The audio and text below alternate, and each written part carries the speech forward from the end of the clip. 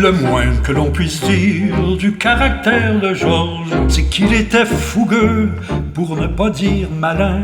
Devant les contretemps jaillissaient de sa gorge des jurons ingénieurs baptisant les saints. Autant que de Bédène avait-il un grand cœur, ce qui n'empêchait pas tout le monde d'en avoir peur. Le premier sur la liste était son fils Tinès, qui avait déjà eu 2-3 tapes sur les fesses.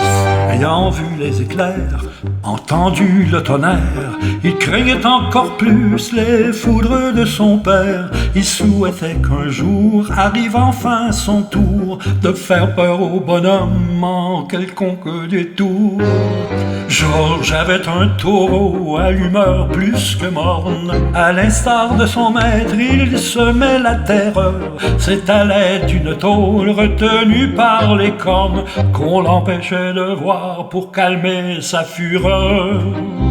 Ce que savaient les jeunes, mais qu'ignorait le vieux, c'est qu'à très grande vitesse pouvait ainsi le bœuf, se relevant le nez, faire basculer la tôle et de sa pleine vision regagner le contrôle.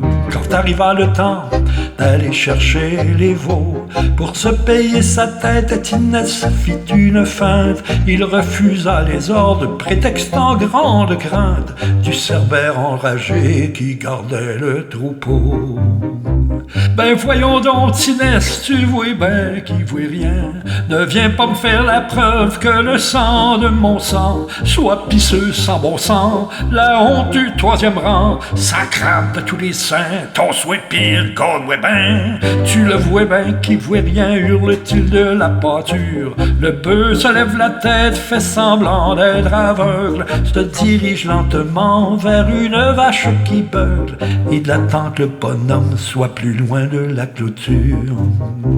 Au beau milieu du champ, Georges se moque de Tinès. Il se frappe dans les mains, mais le bœuf en détresse. Il part à l'épouvante, mais attend le moment pour se lever la tête et relever l'écran. Petit Georges lui tourne le dos, savourant son triomphe. Il injure son fils qu'il traite de mauviette. Tinès voit le manège, mais se ferme la clapette, la main sur la poitrine, que la vengeance gonfle. Le bonhomme dans le champ gagnait le marathon.